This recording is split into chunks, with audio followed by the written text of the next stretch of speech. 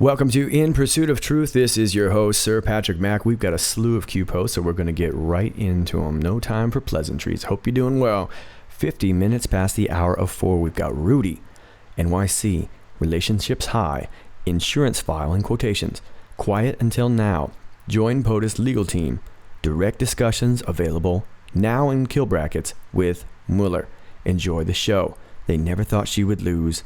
Careless. Adding on to that, 54 minutes past the hour of 4. We have everything. How can we use what we know?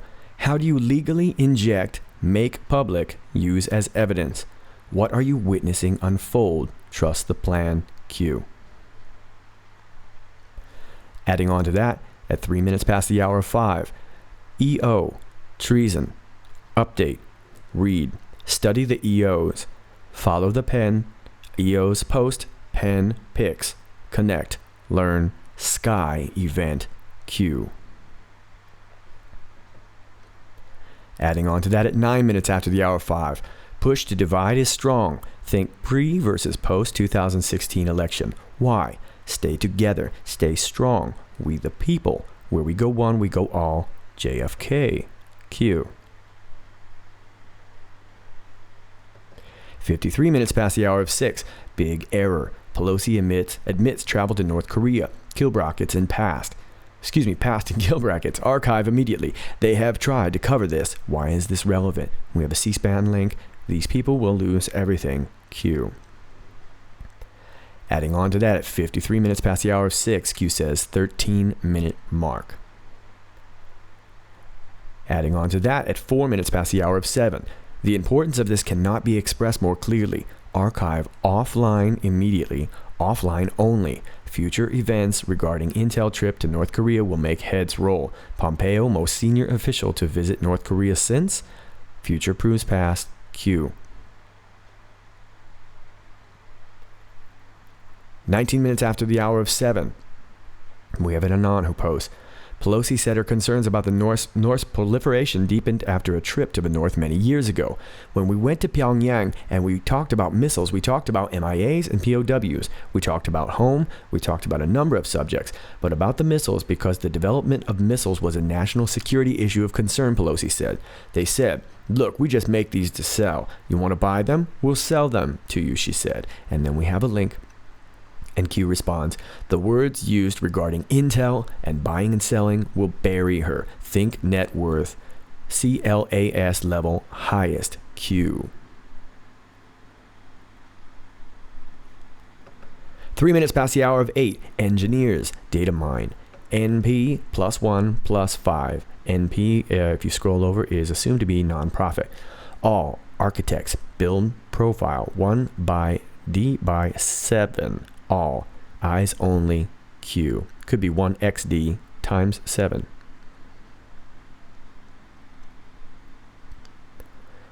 Then we've got 5 minutes after the hour of 8. Q is responding to an Anon who posts this. Breaking 911. Man linked to 9/11 attacks on U.S. captured in Syria. Pentagon says. Reuters. Lads, why would someone connected to 9/11 be in Syria? Pick related. Who captured? Q says.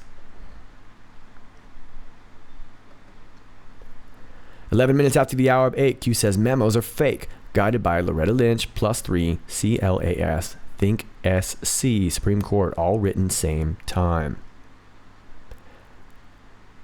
Then we've got 11 minutes past the hour of 9. There's an article here from Reuters. Man linked to 9/11 attacks on U.S. captured in Syria. Pentagon. We'll read that later, but the highlighted part says, the Syrian Democratic Forces are an alliance of militias in northern and eastern Syria. The Anon says, who captured? And then we have a link to the Reuters article. Q says, what makes a good movie? 13 minutes after the hour of 9. Q&A, 5 minutes. Q.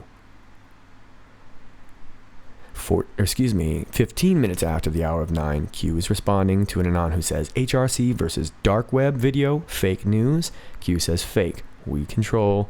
Q. 16 minutes after the hour of 9, and Anon says, or asks, Federal Reserve ending? Q says, structure. 21 minutes past the hour of 9, Q is responding to an Anon who asks, when will we find out about Seth Rich and Las Vegas? Q says, Seth Rich connected to DNC, MS-13, JA, Julian Assange. Why did the D's push legal rep on family? June ETA, Q.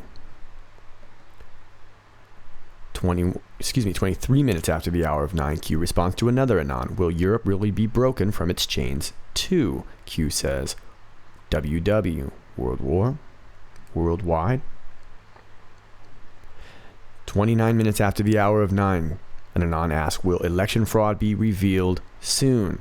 Q responds, yes, midterms are safe. Watch California. Q. And 36 minutes after the hour of 9, Q&A, again, time limited. Keep up the good fight. Q. Okay, those are your Q posts. Let's back up and see if we can make sense out of some of this. Okay, we're starting you back on the first post at 50 minutes past the hour 4. We have Rudy, New York City relationships high, insurance file. Quiet until now, join POTUS legal team. Direct discussions available now with Mueller. Enjoy the show. They never thought she would lose. Careless.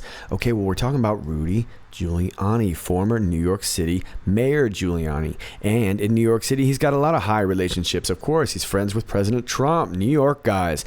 Also knows Hillary Clinton fairly well, and too. So what is this insurance file that we're talking about? Well, I'm not really sure. I got a couple ideas, but let's talk about Giuliani real quick. This is off the Washington Post as of today, April 19th, yesterday for me. Giuliani says he is joining Trump's legal team to negotiate an end to Mueller probe. Former New York Mayor Rudolph Giuliani, a combative former prosecutor and longtime ally of President Trump, told the Washington Post on Thursday that he has joined the president's legal team dealing with the ongoing special counsel probe. I'm doing it because I hope we can negotiate an end to this for the good of the country and because I have high regard for the president and for Bob Mueller, Giuliani said in an interview. Trump counsel Jay Sekulow said Thursday in a statement that Giuliani is joining the team along with two former federal prosecutors, Jane Serene Raskin and Marty Raskin, a couple who jointly run a Florida-based law firm. Rudy is great, Trump said in the statement issued by Sekulow. He has been my friend for a long time and wants to get this matter quickly resolved for the good of the country.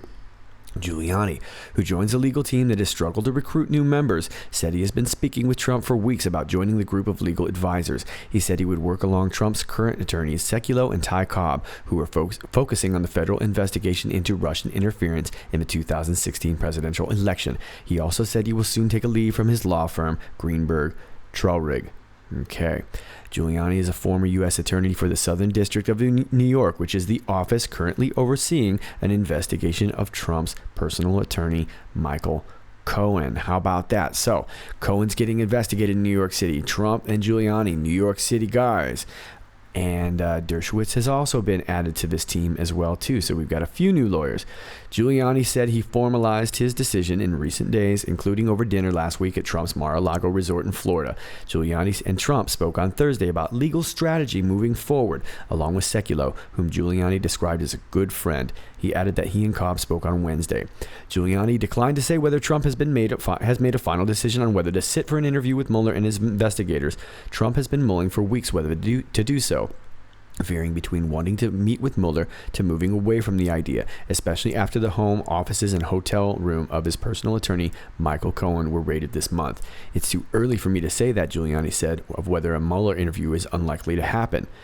Giuliani also declined to discuss whether Deputy Attorney General Rod J. Rosenstein, Rod Roe, who has been under fire from conservatives and oversees the Russia probe, could be fired by the president in the coming weeks.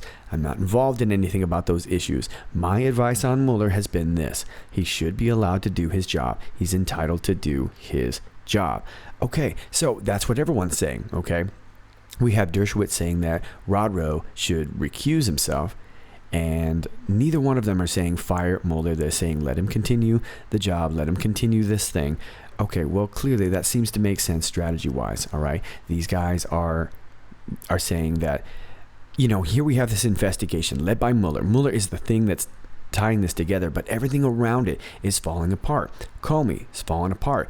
The book's not going quite as well as you would hope. He got grilled on The View the other day, and now Comey, McCabe, Lynch, all these people are starting to say these kind of conflicting statements, and they're sort of imploding on themselves. It's not lending credibility to the investigation, and Mueller's sort of that last pin right there. Now, is Mueller white hat, black hat? Don't really know. But it seems like no one's really wanting to let him go, even though a lot of conventional wisdom would say, go ahead and do it. Could it be that if they do that, then they really have no leg to stand on? Now, if whatever you want to call it, the hard left, the deep state, whoever's really wanting this legal action to continue, are really just doing this to get Trump, whatever they can do. And it seems like Rosenstein's been a bit of a Svengali. He's kind of blocking everything at every turn. And now Nunes has demanded these memos unredacted, and we got these highly redacted memos, which look like they're probably just fake memos, and we'll talk about that a little bit later. But what's this insurance file? What are we talking about? Well, there's a couple different ideas, and I'll give you a vague idea. Although I don't really think this is what we're talking about originally. I think it does involve Rudy Giuliani, who was former mayor of New York City. And if you remember, it was during the early 2000s. There was a big event in New York City then. Okay, remember, a building came down. All right, the person who owned the building had high relationships and also had a big insurance file taken out. But I don't think that's the insurance file we're talking about. Let me turn you on to the Payton Pundit, and this is as of January 2018. Insurance files used to control the masses. Secret societies have always used blackmail as a way to control the rich and powerful. If you were a congressman, athlete, celebrity, billionaire, etc., chances are you have a blackmail tape or picture. They used to use the Playboy Mansion, then Jeffrey Epstein's island, for the entrapment. People would be invited to events with the elites, and as the night goes on, they are probably drugged, and when they wake up, it's a picture of them on their chest of them in a compromising position with the same sex or a child. Now, it doesn't matter how much money they have. They can't afford for this information to become public, so they do as they are told. Allegedly, Anthony Weiner was the elite's holder of the blackmail information. That insurance file on his computer was not just Hillary's emails, even though her emails were on the computer. The insurance file contained all of the blackmail material. It was photos and videos in that file that made some in the NYPD cry after witnessing some of the horrors those children had to endure. When the NYPD seized Weiner's laptop and discovered its contents, they knew this information had to be turned over to the FBI. However, the NYPD didn't trust the FBI because they knew how corrupt the system was, so they made a copy of the computer. There would only be one person the NYPD would or could trust with this information. Allegedly, that person is the President of the United States' friend, Rudy Giuliani. During the election and shortly thereafter, Rudy was everywhere giving interviews and praising the president. Then, one day, he announced that the president had appointed him as the unofficial cybersecurity expert. That position came with a security clearance, but because it was unofficial, it didn't need congressional approval. Shortly after accepting the position, Giuliani went dark. Now, every time a congressman attacks the president, shortly thereafter they announce they will be stepping down. I am not suggesting that someone paid him a visit with an envelope.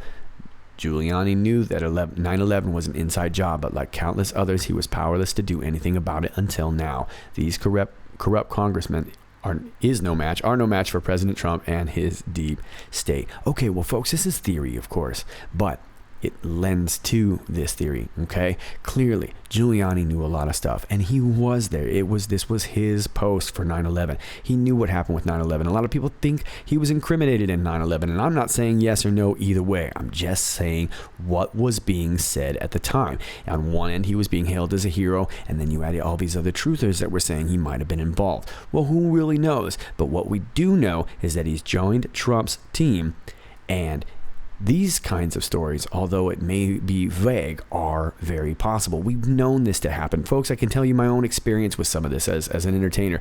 It goes on. This is how it works. Don't take my word for it. I think there's plenty of information out on the internet to let you know that. But keep in mind, cybersecurity expert, I don't know this guy to be a cybersecurity expert, but he is an expert prosecutor, okay? And could that lead to some direct discussions available now with Mueller? Now, we've got now and kill brackets. Does that mean that it really is going on now, and that Q is just sort of leading us this way to even think about it, but it's actually happening? I don't know. I don't know if they're sitting down with Mueller. I don't know what the legalities of all that are. But whatever this is, they're deciding that legally they want to let this play out, because as soon as it plays out, now the Now they don't have any more credibility. When they find nothing, when they finally have to come out and say, we found nothing, which Mueller's basically already done anyway, now we get to watch it implode. Well, enjoy the show. What are we talking about here? Well, we know what we're talking about. We're talking about these criminal referrals, and we're going to get into these criminal referrals. These are the ones I talked about. I sent it to you on last night's video. Now we're starting to see offense play a little bit of defense. They never thought she would lose. Careless. All right. Let's move on to the next. Q adds on to that saying, at 54 minutes past the hour of 4, we have everything. Yeah, well, that would make sense, right? If they've got everything. Look, by the time Giuliani comes with whatever he's got, and if he is actually holding some sort of material, if he is holding these videos, they've got everything. And if this was everything on everybody, they've got everything on everybody. Well, how can we use what we know? Well, I don't know. I don't know that you necessarily would let that stuff go in the dark web. I don't go on the dark web, and I'm not suggesting you do or don't. You do what you like. But for me, it's not really a big thing. How do you legally inject, make public, or use as an evidence? Well, I don't know. I'm not a lawyer, but I can take you to a little site. This is called Trial Theater by Elliot Wilcox. It's called Magic Phrases for Admitting Exhibits. Now, this is probably pretty layman stuff. I don't know. But here's a few things that I thought were interesting. Getting exhibits into evidence is easy. Here's all you have to do. Pre-mark the exhibit, show it to opposing counsel, show it to the witness, ask the right predicate questions, ask the court to admit the exhibit. Let the clerk mark the exhibit into evidence. Well, that would seem easy enough. Thanks, Elliot. Seems pretty easy. Now I know how to, in case I ever want to put evidence in it. Well, it's not that easy, folks. And Larry Kawa can tell you all about it. This is from Freedom Outpost. Back in May 31st, 2017, NSA won't release Clinton Lynch tarmac tape, claims national security. A citizen researcher from Florida is attempting to have the recording of the infamous Bill Loretta Lynch tarmac tape released to the public, but apparently the National Security Agency claims they won't release it due to national security. The man researching and seeking to have the tape released is Florida orthodontist Larry Kawa. You may remember him because of Judicial Watch's filing of a lawsuit on his behalf to obtain a week's worth of Hillary Clinton's emails regarding Benghazi.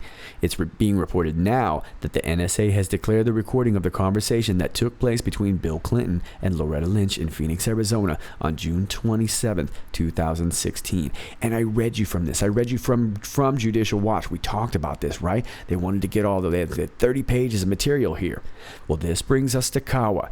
In an article at Big League Politics, Patrick Howley writes, the NSA blocked the release of purported tape of Bill Clinton and former Attorney General Loretta Lynch's private airplane talk with a rare legal justification used to protect top national security secrets. The NSA's block of the release of this information, citing one of President Obama's executive orders, undercuts Hillary Clinton's claim that her husband and Lynch had a purely social conversation about grandkids and golf on June 27, 2016, 2 weeks before Lynch dropped the Department of Justice investigation into Hillary Clinton's email scandal. Okay, well, we've talked plenty about the tarmac, right? We know there's a tarmac, but we know there's got to be some actual audio. There's got to be something tangible, right? Well, according to Larry Kawa, citizen researcher Larry Kawa is pressing the government to release the contents of a taping system that is required to have been installed on Lynch's government airplane. Kawa points to the Tempest system, a NATO certified system by which the NSA tracks and records sound that emanates within government structures.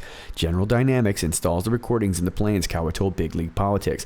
Lynch could not have uninstalled them if she wanted to. Kawa claims that there are voice over IP recorders that are installed on government airplanes, so there must be a recording. His FOIA request was denied, citing national security. Okay, well, I don't want to rehash the tarmac, but what happened here is when he tried to get this recording, his request was denied, citing national security. So who knows? And I don't know whether it's Dershowitz or whether it's Giuliani or whether it's one of these other people. Who knows? Maybe we're working our way into trying to find out how we can legally inject these things. And maybe it's not even just the tarmac. Maybe it's everything. Remember, Q says we have everything. We don't even know, and we can speculate on videos and we can do whatever we want. But what are we really witnessing unfold? Well, if you were to ask me, like I said, you now have teams switching side. You've got the defense now playing offense, okay? Now we have criminal referrals. Now we can start looking into you. And let's face it, that's what we should have been spending the last year and a half on, not looking into Trump collusion,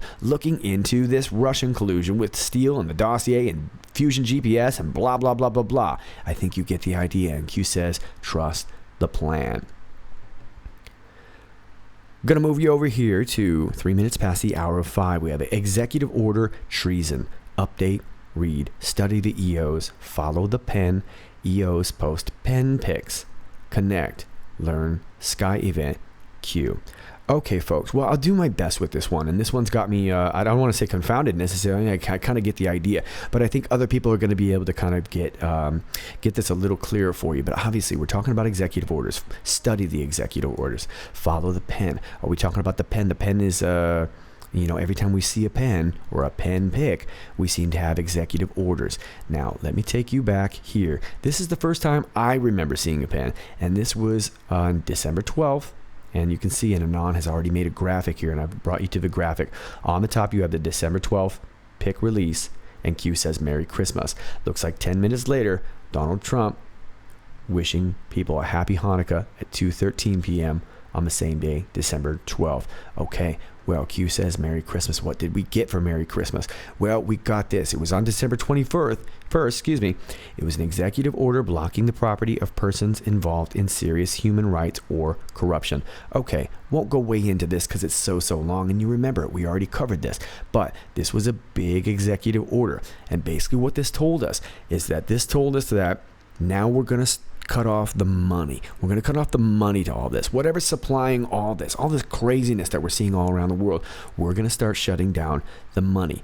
And there were all these executive orders, and there were these names. I went through them. There were 19,000 of them. There were so many names, foreign names I didn't recognize, names I'd never heard of before. And that could possibly be true. Was this the money? These people that we've never heard before, these people that never make the news, you understand. These people that fund everything. We hear about the Rothschilds and Rockefellers, and of course they're big, but there's always people pulling strings. There's always people with money, and they're never really in the news. So that was the start. Then I believe this was January 6th. We saw this pen again, and Q asked the question on this post, where are we right now? I don't remember the exact post, but it was basically asking Anons to ask, where is President Trump? President Trump was, this is on January 7th, they were in Camp David. Okay, and this was the time that the book from Michael Wolff came out, was Fire and Fury, and of course Trump was really upset about this, and that's what this article is about. Okay, but Trump and their staff were hunkered down in Camp David. There were a lot of rumors that maybe that was a special place for a certain someone. You guys remember that? A certain someone. Maybe was it Soros? Okay. Did they have a special place in Camp David for some of these people? Who knows? Now, the next time I saw this pen was this. This is January 24th. Incidentally, I believe it was the post before it. Q announces that Obama formally retained counsel. Now, we've seen other executive orders around that time, but one in particular that sticks out to me was January 25th, would be the next day we see the pen. This is in enhancing public safety in the interior of the United States. Okay, so now we've cut off the money. Now what we've got to do is cut off the funding to the sanctuary cities, cripple that idea, and start. This was obviously, of course, talking about illegal immigration, illegal aliens, and this, of course, was contentious because there were some people who have been vetted into the country and stuff. It's not real easy, folks. It's not really easy, kind of thing to tackle. But now we're working at weeding some of this out, trying to get some of these people that were crossing across the border to get out or to deal with the ones that are, coming over here and, committing crimes.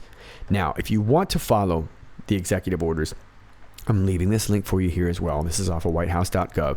And as you can see, these are a whole bunch of sort of timeline and everything. I don't want to go way into it. But I think what the idea is, and I could be wrong, but it seems to me that when we're following this pen, we're really seeing that we're following, we cut off the money first, then we cut across the people going, across the border, then we start going after our own sanctuary cities, and then it ends in kind of building this wall and, reestablishing. But I think it all comes down to reestablishing our border, okay? Now, I think we also have to remember, that these executive orders We're talking the very first one in particular. We're talking about human rights abuse or corruption. Well, that's a ton of stuff, and there was a ton of stuff in this one. This is one of the ones that's going to be the most important to kind of look at. These were the people that we're going after. This was sort of the declaration of war. Not to mention, keep in mind, it was a state of emergency. Okay, and a state of emergency allows President Trump to do a lot of things that he would not otherwise be able to do. Okay. I think you get the idea, but let's move on. Now, Q says connect. Well, I'm trying to connect it. I don't know if I'm connecting it the same way you are, and I'm trying to learn. I don't know if you're learning the same way I am, but that's what I'm going for. Now, the Sky event. What was this Sky event? We had a couple pictures from back. This was back in November. You remember this one? What were we looking at? Thank you, Asia. Well, President Trump was leaving somewhere. Where was he leaving? He was in Vietnam. He was in China. Where else was he? Do you remember? He was in a few places. There were a lot of people that were kind of speculating, was this Korea? We didn't really know, but that was the time that these pictures came into focus, and we were trying to guess where this was. Was it North Korea? Was there a deal being struck with North Korea that was being done in the sky? Who knows? I don't really know, but at the time, we were talking about North Korea. North Korea was this sort of perceived threat, and yet Q was sort of alluding to the fact that we had already sort of taken care of it. So could that be the Sky event that we're talking about? Not really sure, but that would be my idea on that one. Let's move on to the next post. Adding on to the previous post, at 9 minutes after the hour of 5, we have push to divide is strong. Think pre versus post 2016 election. Why? Stay together, stay strong. We the people. Where we go one, we go all. JFK. Yeah, well, the divide, of course, the push to divide is really, really strong. But I think pre-election, the divide, the actual divide, was probably at a fever pitch. Now, you could argue that post-election it sort of is, but I really don't think it's that way. We have the push to think that on the mainstream media, of course. They're saying, yes, of course, this is big, and this is the worst thing we've ever had to endure, and all it is just Trump hate, Trump hate, Trump hate, this and that and that. And I think a lot of their own loyal followers have started to think, wow, I'm really kind of tired of this. Look, nobody wants that kind of negativity all the time. But I think the reality is that the majority of people are waking up. They're starting to kind of cock their head at this whole, whatever you want to call it, this media conglomerate, this old sort of zeitgeist that we've sort of had this sort of experience.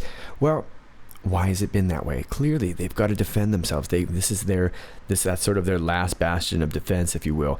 If they don't change the public opinion, then people are going to wake up to what's going on. And we saw that beautifully encapsulated on The View the other day. Okay, so here's James Comey, and he's sitting there, and you've got Joy Behar and Whoopi Goldberg cocking their head at James Comey saying, I'm not so sure I dig this story.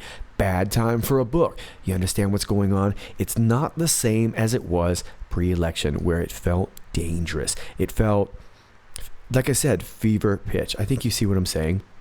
Where we go one, we go all. JFK. Okay. Well, I just mentioned 9/11. Of course, 9/11 was sort of this, how should I say? It was the straw that broke the camel's back. It was when things got put into motion. But I think really, honestly, the assassination of JFK was the match. That was the match that started the fire. I think you understand what's going on there. This deep state's been here forever, and JFK wanted to root it out, and these groups that, or should I say a select group of people that agreed with this, that knew what was going on, that knew all the mysteries behind the assassination, as well as all the people that knew about 9/11. They were frustrated, but it was the time to retreat. You couldn't go to war with these people. They were too strong. We the people, we got to stay strong. We got to stay together. Okay, moving on.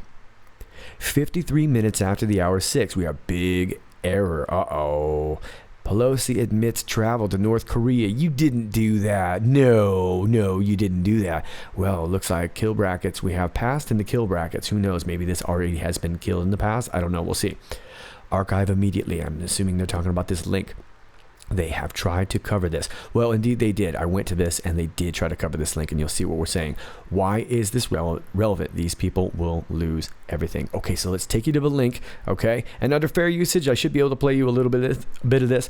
In order to do it, I want to play just as little as I can. But I want to just publicly state that this is not a monetized channel, and I should be able to show you this. So now, this is in regards to a question asking kind of the general feelings about North Korea, and she recalls something very interesting here at the 13-minute mark. And just so you know, the next post, Q mentions the 13-minute mark. Okay, so let's listen to it.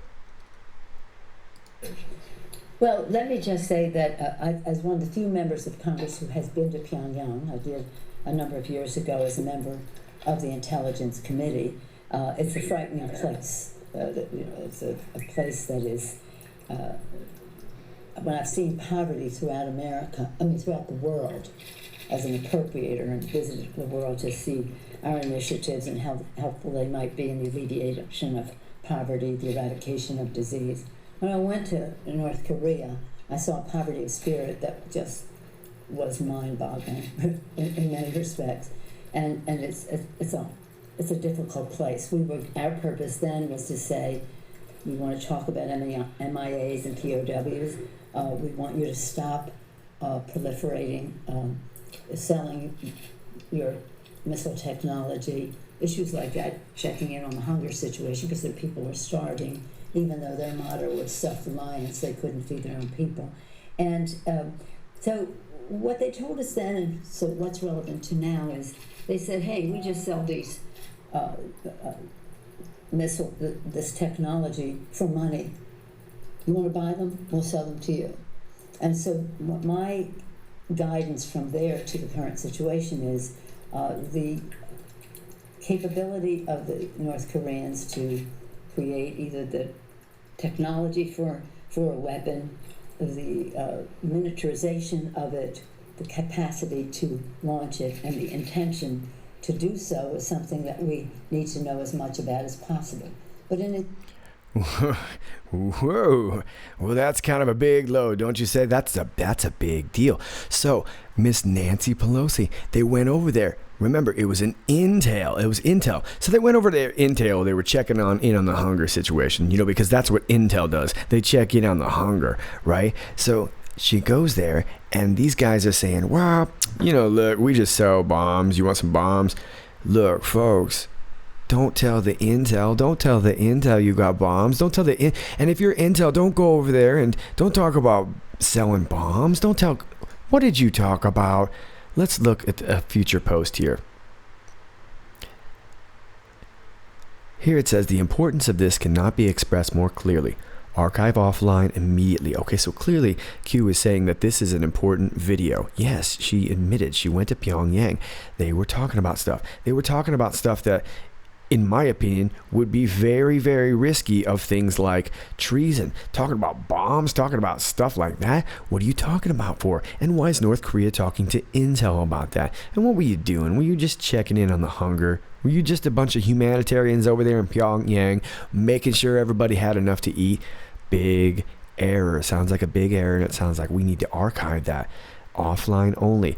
Well, now Q says, future events regarding Intel trip to North Korea will make heads roll. Okay, so maybe she didn't tell us all. Okay, she didn't tell us all about this Intel trip to North Korea, but it looks like in the future we're going to find out exactly what happened to Intel. Why was our Intel in North Korea? Why were we talking about bombs in the first place? Why were we talking about MIAs? Were we trying to make a deal? What were we dealing with? Pompeo, most senior official to visit North Korea since? Well, I guess so, but we've had some big people visit, haven't we? Let's talk a little bit about Nancy Pelosi, though, okay? I just want to let you know, Nancy Pelosi's done very well for herself. She has an $169 million net worth on a $193,000 senator's salary. Now, this is, of course, as of last year. It could have grown. She's done very well for herself. You can see she's taken this salary and she's blown it up to this big one. Folks, that's a lot of money right there. Well, I guess that's what you get for being a humanitarian, don't you? But then if you look back here, November 15th, 2017, all of a sudden, this is off of Soon Trending. All of a sudden, Nancy Pelosi channels President Bush, worried about weapons of mass destruction. Nancy Pelosi is now making the same argument against North Korea that President Bush made against Iraq, that the regime might sell its weapons to someone who would use them. Amazing that all of a sudden Pelosi sees things the way the former president did, as well as the rest of the world at the time. Pelosi made the statement Sunday on CNN's State of the Union. "We have to exhaust every other remedy," Pelosi said. Pelosi's comments came after the Pentagon sent a letter to lawmakers late last month saying the only way to destroy all of North Korea's nuclear weapons with complete certainty would be to conduct a ground invasion of the country. Pelosi said she was worried not only about the threat of North Korea conducting a strike, but also about Pyongyang selling nuclear technology to third parties. How would you know something like that? How would you get that? Well, clearly she took an intel trip to North Korea. Wow. Pompeo being the most senior official to visit North Korea, I have a feeling that the future events are going to show differently. I don't necessarily know, okay? Now, I do know Bill Clinton was in North Korea. Now, that was back in 2009, but it was a weird situation. It took a U.S. former president with global celebrity status to free two American journalists from a North Korea prison. Laura Ling and Yuna Lee arrived back in the United States excuse me, Wednesday morning with former President Bill Clinton, who flew to North Korea to negotiate their release after they were sentenced to a labor camp. Oh, wow. Lane Clayton said Wednesday that his wife Laura told him through a telephone conversation that the North Koreans were willing to grant the two journalists amnesty if a high-level envoy, such as former President Clinton, were willing to travel to Pyongyang. Yeah, so he wasn't president at the time, folks. It was 2009. Why would you need somebody like Bill Clinton to go over there? Remember, that was a really, really weird story. And then all of a sudden, Hillary, as well as Pelosi, are banging the war drums. Something doesn't make sense. Sounds like it's going to make heads roll.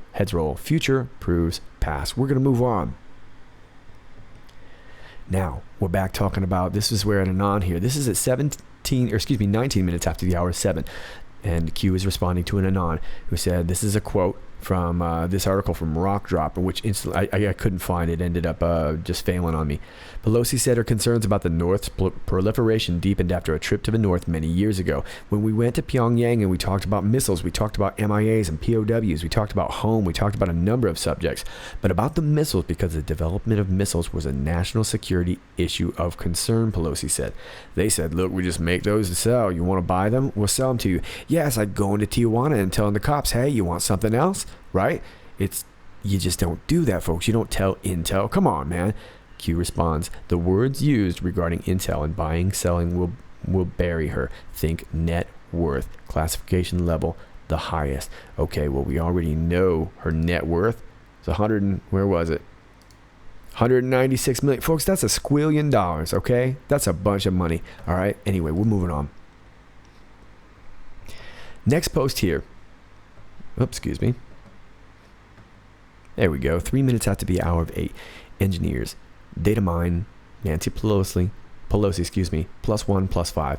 Now, folks, this is where the stuff that I'm not very good at all, okay? I'm assuming this means some sort of trip. It could be her trips to North Korea, whoever was the +1, or whoever was the +5. Could be something else, not sure. Now, remember, Nancy Pelosi back in 2007 did visit Syria. That was a weird visit as well, too. Is it regarding something like that? Sounds like Q's wanting to put more graphics together here, okay?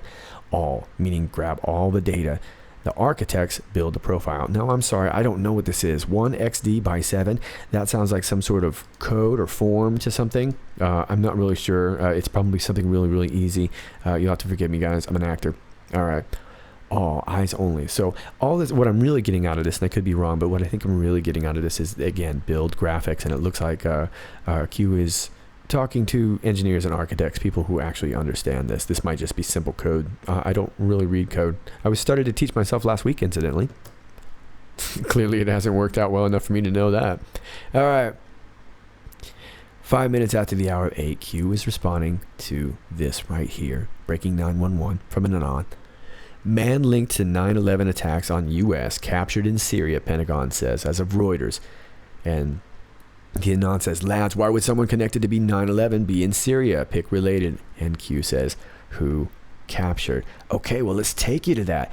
Here it is. This is off of Reuters. Man linked to 9/11 attacks on U.S. captured in Syria, as of the Pentagon. Reuters. A man linked to the September 11, 2001 attacks on the United States, who was said to have praised violent jihad, was captured in Syria by U.S.-backed forces more than a month ago, the Pentagon said on Thursday.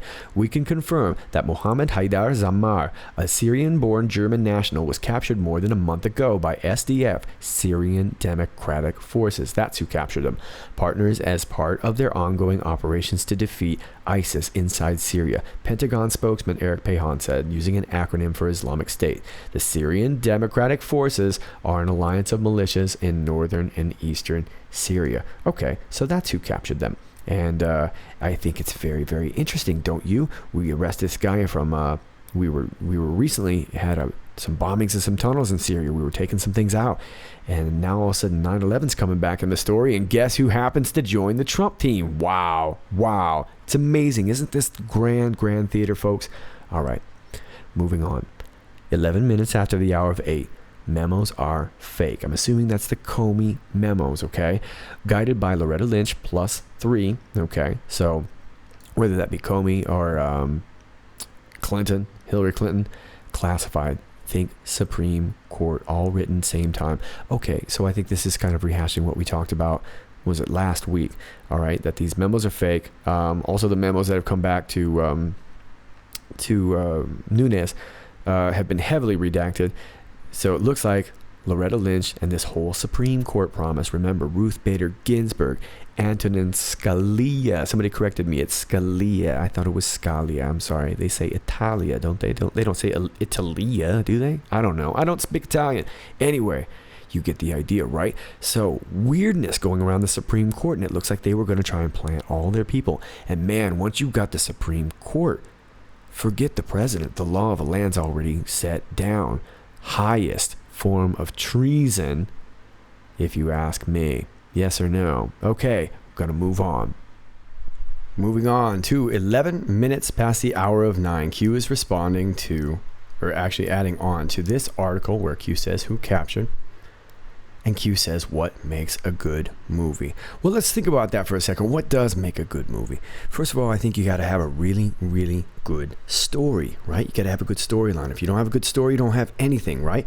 You got to have bad guys, you have got to have good guys, you got to have guys that you're not sure are bad or good, you have to have mystery, you have to have intrigue, you have to have excitement, maybe a little bit of passion and romance, you have to have ups and downs, you have to have villains, you have to have white hats, you have to have black hats, you got to get people like, let's see, who would be our baddies? How about, obviously, okay, Hillary Clinton, John Podesta, George Soros. If you want to go even deeper, you could go Rothschilds, and you could go the Pope, and you could go way, way deep with it. Those are some creepy characters, right? They would be your bad guys. And then you've got your good guys. You've got maybe President Trump, or maybe you've got, who knows, maybe you've got a lovable but kind of daft Jeff Sessions, if you will, who might be playing coy, might be a bad guy, but you never know because he just seems like such a darn good guy, right? And then, of course, you've sort of got these gray hats. You're not really sure. Is that Mueller? Is that, well, I think Comey is probably not going to be a gray hat at this point, right? Is Rosenstein a gray hat? You've got all this sort of mystery and intrigue. And of course, folks, I'm speaking in hyperbole, right? Of course. You got to have those lovable characters, those characters that you really want to embrace. You got to have Buddy, right? You got to have Buddy. You got to have characters that compel you to care. Okay, that's Air Bud. That's Air Bud. But you get what I'm saying. You got to have all sorts of ups and downs. You got to have a good story. Sounds to me like we got a really good story here. Okay? Here we've got this guy that's been missing for a long time. Got away with 9/11. Even bragged about it. Just recently been caught by Kurdish forces outside of Syria. Huh? Interesting. Okay. Now at 13 minutes past the hour of 9, Q says Q&A for 5 minutes. So the Anons start going and they ask some questions. And here's what we get. 15 minutes after the hour of 9, Q responds to HRC versus dark web video fake news. Q says fake. We control. Good. Q. All right. Yeah, I'm happy to know that. Okay. Obviously, we know the story about all the fake news, or we don't know what it was. But let's face it, folks. Do you really think if they had such damning information like that, do you really think they're going to just kind of slyly put it on the dark web?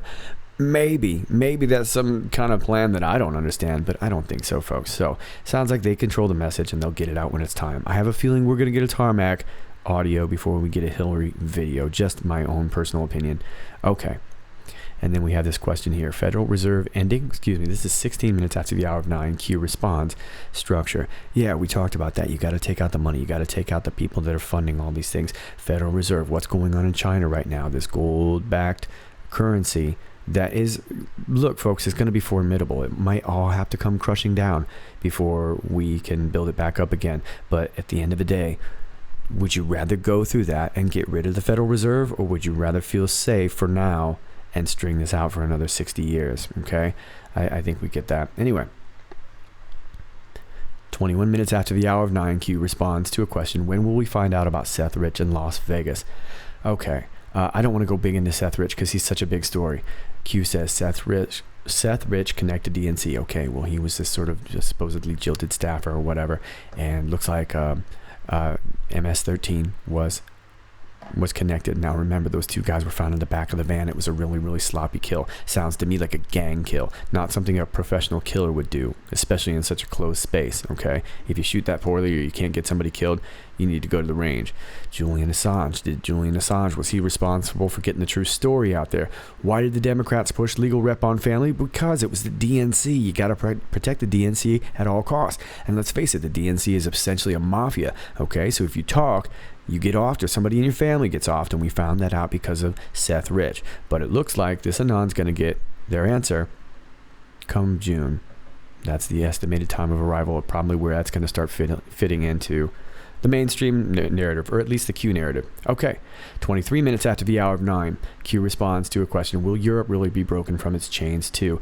And Q posts WW. Now, there's been speculation it could be World War. I think it means worldwide. I think this is really, we're starting to see this happen everywhere. I don't want to go way into Europe either, but you can see what's going on in London. It's crazy, and those people are fed up too. And I think they're starting to really, really take... they're seeing what's happening in the U.S. and they're a lot more supportive of Trump than probably a lot of people here in this country are. But you understand what's going on. And of course, Australia takes on to those kind of things too. Everybody's starting to see, the world is watching, and the world's watching Q, especially in Armenia. All right, 29 minutes after 9, Q responds to, will election fraud be revealed soon? Yes, midterms are safe. Watch California Q. Well, there's quite a few things you could possibly watch in California. One in particular, as of note, I want to take you back to one of my videos. I'm not going to play it for you, but in case you're interested, this is a piece I did a while back. You'll have to forgive it. I was probably a little bit rough there. This is In Pursuit of Truth presents, who is Amar Kampa Najjar. And if you want to look into him, he's running for office in California. And there's a lot of other ones we need to watch for as well, too. But it looks like we need to watch California and understand the midterms. Okay. And then finally, at 36 minutes after the hour of 9, Q says Q&A again, time limited, keep up the good fight. Okay, so it sounds like they're pretty confident about the security of this board, that they're able to do this Q&A, and it looks like we're going to do it again. So that's pretty exciting. Overall, it looks like stuff is coming. It looks like the paradigm shift is happening, and I think we're starting to see that even amongst mainstream media. Keep in mind the stories on The View. Those are bigger things than it seems. Those are the things that start planting seeds in people's head, the seeds of doubt. Okay, that's going to be very, very important. That's something to look out for. And as always, it looks like Q is asking for more graphics and whatever. So if anyone can help me out on that, that would be greatly appreciated. Those are your Q posts for now. That was a lot of them. Sorry, I couldn't get into as much detail as I'd like, but boy, that was 16 Q posts, I think. Okay, as always, if anything else pops up, I will keep you abreast of things. And until next time, this is Sir Patrick Mack with In Pursuit of Truth. Stay interested in all of this. It's interesting.